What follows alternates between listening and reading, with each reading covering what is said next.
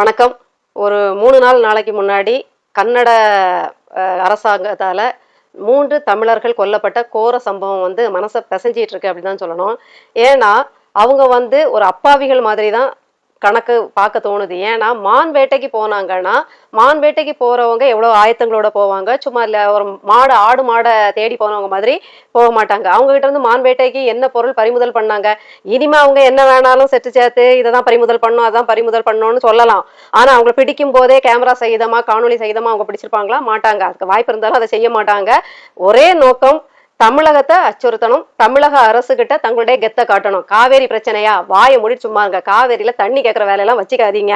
மீறி கேட்டுக்கிட்டீங்கன்னா இங்க இருக்க தமிழர்கள் ஒருத்தனும் உயிரோட இருக்க முடியாதுன்னு குறிப்பால் உணர்த்துறதுக்கு 3 உயிர்களை கேவலமா மான சுடுறதை விட கேவலமா சுட்டு தள்ளி இருக்குது அந்த கொடுங்கோல் அரசனான சிவக்குமார் எனும் காங்கிரஸ் இனப்படுகொலை அந்த வம்சத்தோட நீட்சிகள் தான் அது. அந்த காங்கிரஸ்னால இனப்படுகொலையில கெட்டிக்காரங்களா இருப்பாங்கிறத திருப்பி திருப்பி நிரூபிச்சிட்டு இருக்காங்க அப்படின்னு தான் சொல்லணும். ரொம்ப வருடங்களுக்கு முன்னாடி அதிமுக ஆட்சியில நினைக்கிறேன், ஆந்திரால இதே மாதிரி 17 பேர்கிட்ட செம்மரம் கடத்த போனாங்க அப்படின்னு சுட்டு கொன்னு செம்மரங்களை பக்கத்திலே அடுக்கி அவங்கள வதச்சி கொன்னுட்டு தான் அப்புறம் சுட்டிருக்காங்க. இந்த மாதிரி பண்ணாங்க. அப்பவும் அது தமிழ்நாட்டுக்கு விடுக்கப்பட்ட ஒரு சவால் மாதிரி தான் இருந்தது. அதாவது ஒரு என்ன சொல்றது, நீங்க எல்லாம் எங்களுக்கு டம்மி மாதிரி, உங்களை நாங்க என்னவா வச்சிருக்கோம் பாருங்க அப்படின்னு காட்டின மாதிரி இருந்தது. இப்ப நாங்க ஆனானப்பட்ட அதிமுக திமுகவே பயப்படல, கேவலம் சினிமாக்காரனுக்கா பயந்துட போறோம் அப்படின்னு சொல்லாம சொன்ன மாதிரி தான் இருக்கு. ஏற்கனவே நமக்கு வாய்த்த டம்மி முதல்வர் இப்பதான் சிரிக்க கத்துருக்காரு, இப்பதான் கண்ணு அங்கங்க உருட்ட கத்துக்கிறாரு, இப்பதான் நமட்டு சிரிப்புனா என்னன்னு தேர்ந்திருக்காரு. நீங்க பாடத்துல அவர் துள்ளி குதிப்பாரு, கைய கால அப்படி நிமிஷத்துக்கு 10 மேனரிசம், 20 உடல் மொழி, 100 ரொமான்டிக் சீன்ட்டு அசத்துவாப்புல. ஆனா நேச்சுரலாவே அவர் எவ்வளவு ஒரு டிஸ்டர்ப்டு பர்சன் அப்படிங்கிறத கூட இருந்தவங்களுக்கும் தெரியும். இப்ப பாக்குற பாக்கியம் கிடைச்சிருக்குல்ல தொலைக்காட்சியில வலையொலியில எல்லாம் பார்த்தாலே தெரிஞ்சிடும் ஐயா எப்பேற்பட்டவர் அப்படிங்கிறது. இப்பதான் குழந்தை கொஞ்சம் கொஞ்சமா விமர்சனங்களை பார்த்து பார்த்து தன்னை செதுக்க பழகி இருக்கு. ஒரு நார்மல் மனிதன் எப்படி உடல் மொழியை வெளிப்படுத்தணுங்கிறதே இப்பதான் அரசியலுக்கு தான் கத்துக்கிட்டு இருக்காப்ல. அப்படி அப்ப நிர்வாகம் எப்ப கத்து பாப்பல, அதுக்கு நீங்க அடுத்த ஜென்மம் எடுக்கணும் அப்படிங்கறதுதான் உண்மை. இப்படி இருக்கும்போது தமிழக அரச நான் ஒரு இதுக்கு கூட மதிக்கல அப்படிங்கிறத அந்த காங்கிரஸ் சிவகுமார் சொல்லியிருக்காரு அப்படின்னு தான்.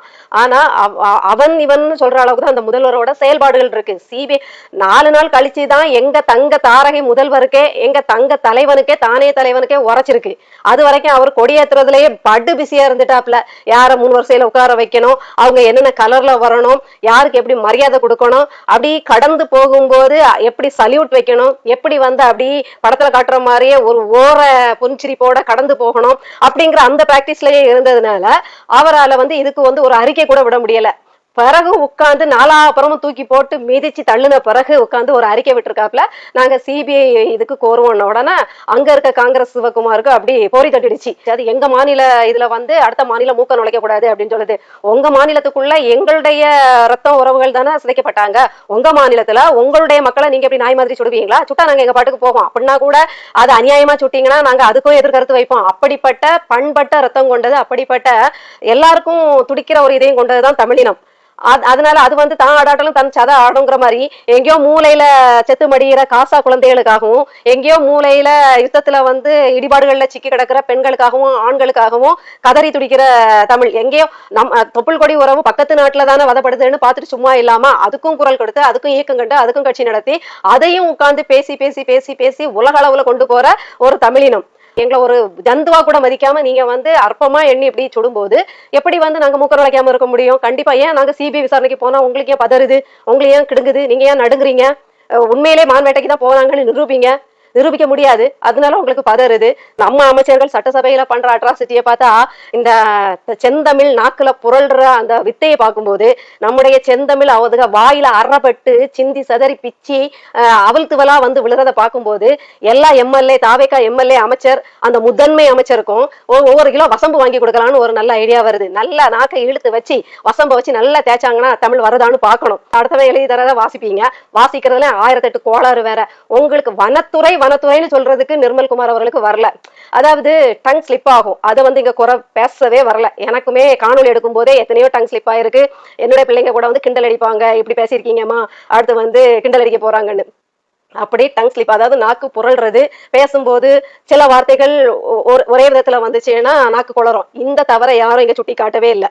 ஆனா உங்களுக்கு அடிப்படையிலே தமிழ் வரல அப்படிங்கறதான் பேசுறோம். நாக்கு புரள்றதுக்கும் தவறுதலாய் உச்சரிக்கிறதுக்கும் தவறுதலாய் வார்த்தையை வாசிப்பறதுக்கும் தப்பாவே தமிழை படிக்கிறதுக்கும் வித்தியாசம் தான் சொல்றோம். அதனால நல்லா வசம்பு வாங்கி தேங்க. அதுல வேற கில்லி சரத்து கில்லித்தனமா கில்லி அடிக்கும் போது அனாவசியமா புகழாதீங்கன்னு நம்ம நாட்டாம சொல்லும் போது நாட்டாமைக்கே கை காட்டாரு. இப்படி இதெல்லாம் உங்களுக்கு வந்து அநாகரிகமா தெரியல, இது கண்ணிய குறைவா தெரியல. ஒரு முதன்மை அமைச்சர், அதாவது சபாநாயகரை எல்லாருமே வணங்கணும், அது வந்து கட்டாயம், அது மரபு, அது வந்து பின்பற்றப்பட வேண்டிய விதிமுறை அப்படின்னு சொல்லுது. முதன்மை அமைச்சரை பார்த்து யாரும் கும்பிடாட்டியும் பரவாயில்ல, அதை நம்ம நாட்டாமே சொல்லிட்டாரு. அந்த தாவேக்கால ஒரு நேர்மையான ஒரு மனுஷன் இருக்காருன்னு கொஞ்சம் வந்து அப்பப்ப சந்தோஷப்படுறதா இருந்தா நம்ம நாட்டாமை சபாநாயகரை பார்த்துதான். தாவேக்கா கட்சியில இருந்தாலும் அதிகமா புகழும் போது சரி திமுக மாதிரியே புகழ்றானுங்களே, இந்த சபாநாயகர் சொல்ல மாட்டாரான்னு நினைக்கும் போதே கரெக்டா சொல்லிடுவாரு, போதும் போதும் நிப்பாட்டுங்க, உங்க உங்க பாட்டை நிப்பாட்டிக்கிட்டு நீங்க வந்து சட்டசபையில எதை பேச வந்தீங்க, எந்த துறைக்கு நீங்க அமைச்சரா இருந்து என்ன செய்ய போறீங்க, என்ன குறைபாடுகள் இருக்கு, அதை எப்படி நிவர்த்தி செய்ய போறீங்க, அதை மட்டும் பேசுங்கன்ட்டு உங்க சோக கதை சோக பாட்டு வில்லு பாட்டெல்லாம் நிப்பாட்டுங்கன்னு நிப்பாட்டிடுவாரு. அதை நிறைய தடவை நம்ம கவனிச்சிருக்கோம். அதே மாதிரிதான் இந்த ரமேஷ் அமைச்சர் வந்து எதிர்கட்சி தலைவர் முதன்மை அமைச்சரை பார்த்து கும்பிட மாட்டாரா, நாகரிகம் கிடையாதா, கண்ணியம் கிடையாதான் கத்துறாரு. சட்டசபையில சபாநாயகரை பார்த்து அப்படி கத்தவே கூடாது. அது அந்த கண்ணியம் இந்த புண்ணியவான்களுக்கு தெரியல. தெரியாம உட்காந்து கத்திக்கிட்டு இதை வந்து எதிர்கட்சிக்கு சொல்லிக் கொடுக்க முடியுமா? சபாநாயகர் சொல்லிட்டாரு, சட்டப்படியோ இல்ல விதிகளின் படியோ சபாநாயகரை பார்த்து மட்டும்தான் மரியாதை கண்டிப்பா செலுத்தணும்னு இருக்கே தவிர மற்றபடி உங்களுக்கு இஷ்டம் இருந்தா பண்ணுங்க, இஷ்டம் இல்லாட்டி பண்ணாதீங்க, அது உங்க மனசு சம்பந்தப்பட்டதுன்ட்டு அழகா நாட்டாம தீர்ப்பு கொடுத்து முடிச்சிட்டாரு. எனக்கு என்ன கேள்வினா, இந்த ரமேஷ் அதை வந்து எவ்வளவு கண்ணியமா கேட்டிருக்கணும். கத்தி கத்தி தேர்தல் பரப்புரையில திமுகவை பார்த்து கத்துற மாதிரியே கத்தி கத்தி கத்தி பேசுறாப்புல. இவங்க நாகரிக பாடம் வந்து மத்தவங்களுக்கு எடுக்கிறாங்க. இந்த சின்ன பையன் வேளாண்மை வீடு வந்து சேராதுங்கிற மாதிரி நம்ம வேளாண்மைய வீட்டுக்கு கொண்டு வரதில்ல, அது வயல்லே வச்சு பூத்திட்டு வந்துடும். அந்த மாதிரி சின்ன பசங்க நாட்டாம தான் இங்க எம்எல்ஏக்களாக கூட்டிட்டு இருக்காங்க. போதை கலாச்சாரம் பத்தி பேசும்போது ஆதவர்ஜினா வந்து ஒரு லிஸ்ட் போடுறாரு. அதாவது 2000க்கு அப்புறம் தான் திமுக ஆட்சி வந்ததுக்கு அப்புறம் தான் போதைன்னு ஒன்னே கண்டுபிடிச்சாங்க, அதுக்கப்புறம் தான் போதை கலாச்சாரம்னு ஒன்னே கண்டுபிடிச்சாங்க, அதுக்கப்புறம் தான் பாலியல் வன்கொடுமையே நடந்துச்சு, அதுக்கப்புறம் தான் 40% வருடந்தோறும் பாலியல் வன்கொடுமை மரணங்கள் நடந்தது அப்படின்ட்டு புள்ளி விவரத்தோட பேசுறாரு. ஆனா அதுக்கு முன்னாடி அதிமுக ஆட்சியிலேயே குட்கா பாஸ்கர்னு குட்கா வழக்குல இது மாட்டிக்கிட்டு இருக்கக்கூடிய ஒரு பாஸ்கர் அவர்களை தான் சேர்த்து இவங்க பாஸ்கெட் பால் ஆடிட்டு இருக்காங்க. இப்போ அது தெரியல, அப்பவே அது போதை குறைஞ்சது 10-15 வருஷத்துக்கு முன்னாடியே போதை கலாச்சாரங்கிறது உருவாகி உருவாகி உருவாகி அதுக்கு அமைச்சர்கள் எம்எல்ஏக்கள் கவுன்சிலர்கள் அந்த ஏரியா காவல்துறை எல்லாமே ஒண்ணுக்குள்ள ஒண்ணு ஒத்து போய் அவங்க கண்ணசைவுல அவங்களுடைய மேற்பார்வையில மறைமுக இதுகளாலதான் இது நடக்குதுங்கிறது உண்மையான வரலாறு. அப்படி இருக்கும்போது எப்படி திமுக மட்டும் நீங்க சொல்லுவீங்க, உங்ககிட்ட வந்ததாலே அதிமுகல இருந்து 4 பேர் வந்ததாலே அதிமுக வந்து புனிதமாயிருமா? இப்படி வந்து புட்டு புட்டு வச்சிட்டு இருக்கும் போது திமுக பதிலடியா சொல்லுது, நீங்க மட்டும் யோக்கியமா, நாங்களாவது 50 வருஷம் 60 வருஷமா மாத்தி மாத்தி ஆண்டு சுடுகாடாக்கணும், நீங்க வந்த 100வது நாளே 30வது நாளே உங்க பொறுக்கித்தனத்தை அயோக்கியத்தனத்தை நீங்க வந்து ஒரு வளரும் கட்சி எதுல வளர்ந்துருக்கீங்கன்னா பொறுக்கித்தனத்துல வளர்ந்துருக்கீங்க, தரதலத்தனத்துல வளர்ந்துருக்கீங்க, மொள்ள மாதிரித்தனம் பண்ணதுல வளர்ந்துகிட்டே இருக்கீங்க, பண மோசடி பண்ணதுல வளர்ந்துகிட்டே இருக்கீங்க, மாமூல் கேட்கறதுல வளர்ந்துகிட்டு இருக்கீங்க, ஊழல் பண்றதுல வளர்ந்துகிட்டு இருக்கீங்க, ஆட்டை போடுறதுல வளர்ந்துகிட்டு இருக்கீங்க, பாலியல் வன்கொடுமை பண்றதுல வளர்ந்துகிட்டு இருக்கீங்க, பாலியல் வன்கொடுமை குழந்தைகளுக்கு கூட கொடுத்து அது சீரழிக்கிற அந்த இதுல நீங்க வளர்ந்துட்டு இருக்கீங்க. உங்க கட்சி நிர்வாகி பெண் நிர்வாகிகளிடையே பாலியல் வன்கொடுமைகளை அரங்கேற்றுறீங்க, பதவி தரணும்னா ஆசைக்கு இணங்குன்ட்டு அந்த மாதிரி மோசமான அதாவது பொறுக்கித்தனத்துல ரொம்பவே நீங்க வளர்ந்துகிட்டு இருக்கீங்க. ஆக்சுவலா அவங்க வளரலாம் இல்ல, உண்மை என்னதுன்னா அந்த கூட்டமே அப்படிப்பட்ட கூட்டம் தான். நான் ஏற்கனவே சொல்ற மாதிரி தமிழ்நாட்டுல உள்ள ஒட்டுமொத்த குப்பையும் பொறுக்கிகளும் தருதலைகளும் தாவேக்காங்கிற குப்பை தொட்டி காந்தம், குப்பை தொட்டி தாவேக்காங்கிற காந்தமான குப்பை தொட்டியில வந்து சல்லுன்னு சேர்ந்துட்டாங்க. அதுதான் விஷயம். வந்து அந்த தொட்டில் பழக்கம் சுடுகாடு மட்டும், ஆடின காலம் பாடின வாயும் சும்மா இருக்குமா, அது அந்த பழக்கம் அவங்களுக்கு வந்துகிட்டே இருக்கு, மாட்டிக்கிட்டே இருக்காங்க. முன்னாடி கட்சி அடையாளம் இல்லாம செஞ்சுட்டு இருந்தனால அது வெளியில தெரியாம ஒரு மாதிரி பூசி மொழிகி போயிடுச்சு. இப்ப கட்சியில இருக்கனால அது வந்து வெளிப்படையா தெரிஞ்சிட்டு இருக்கே தவிர இவர்கள் இப்படித்தான் அடிப்படையிலே ரத்தத்திலே ஊறுன அந்த என்ன சொல்றது போக்கிரிகளின் கூடாரம் தான் இந்த தாவேகா. அப்ப எப்படி அது சரியாகும்? இப்பவும் கூட தாவேகா பிரமுகர் ஒருவர் வந்து என்னது செயினை பறிக்கிறதுக்கு தாவி செயினை பறிச்சிருக்காரு. செயின் பறிப்புல ஈடுபடுறது யாரு? தாவேகா நிர்வாகி. 5 வருஷத்துல ஒரு 5 திமுக நிர்வாகி பிரியாணிக்காக மூக்கொடைச்சான்னு வரும். ஒரு 5 திருட்டு தாவே இந்த திமுக நிர்வாகி பண்ணான்னு வரும். ஒரு 5 பேர் பாலியல் யார் அந்த சாரு மாதிரி பெரிய பெரிய தலைகள் உருள்ற அளவுக்கு ஒரு 2 3 வரும். ஆனா வந்த 100 நாளுல ஒரு நாளைக்கு 100 சம்பவம் பொறுக்கி சம்பவம் பண்ற ஒரே கட்சி தாவேகா கட்சி தான். 100 நாள் சாதனையில பெரிய சாதனையே பொறுக்கித்தனம் பண்றதும் மோசடி பண்றதும் பாலியல் வன்கொடுமை பண்றதுலயும் தான் இவங்க வந்து வளர்ச்சியின் உச்சத்துல இருக்காங்க. அவர் உச்சத்தை விட்டுட்டு வந்தாரு, நிர்வாகிகள் எல்லாம் பொறுக்கித்தனத்தோட உச்சத்துக்கு போயிட்டாங்க.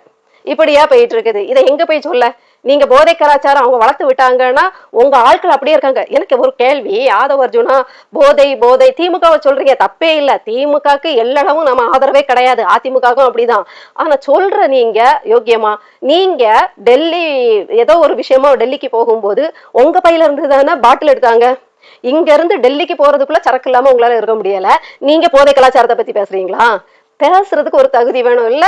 அட்லீஸ்ட் நம்ம மாட்டிருக்கமே அப்படிங்கிற ஒரு இதாவது உங்களுக்கு தோணணும். நீங்க என்ன சொல்லணும்? ஆமா, போதை அதிகமாயிருக்குதான், நாங்க குறைக்கிறதுக்கு என்னெல்லாம் பண்ணுமோ பண்றோம். இதுதான் ஒரு நல்ல பதிலா இருக்க முடியும். ஏன்னா போதை, கொலை, இந்த பாலியல் சீண்டல்கள்லாம் ஒழிச்சிட முடியாது. ஊழல் கூட அப்படிதான். இது எல்லாமே ஒழிச்சு 0 லெவலுக்கு எல்லாம் கொண்டு வந்துட முடியாது. ஆனா கட்டுப்படுத்தலாம். அப்போ பதில் நாங்க கட்டுப்படுத்துறோம், அதுக்கு நீங்க என்னென்ன வழியெல்லாம் பிரயத்தனம் பண்ண முடியுமோ அதை பண்ணணுமே ஒழிய உட்காந்து இப்பவும் தேர்தல் பரப்புரை பண்ற மாதிரி திமுகவை குற்றம் சாட்டி உங்க நேரத்தை வீணடிக்கிறீங்க. சட்டசபையில ஒரு லைன், நீங்க இதை செஞ்சீங்க, நாங்க இதெல்லாம் செய்ய போறோம், நீங்க என்ன செய்ய போறோங்கிறது பெருசா இருந்ததுன்னா நல்லா இருக்கும். அதே மாதிரி ஆதவ அர்ஜுனா வந்து ஒரு விளக்கம் கொடுக்குறாரு.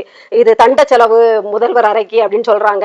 நாங்க ஒண்ணு கொழுப்படுத்து நாங்க வந்து அறைய வந்து தீர்மானிக்கல, நாங்க சொகுசுக்காகவோ ஆடம்பரத்துக்கு உல்லாசமா உருள்றதுக்காக எல்லாம் எங்களுடைய தலைவர் வந்து இதை வந்து செய்யல, பணிக்காக தான்.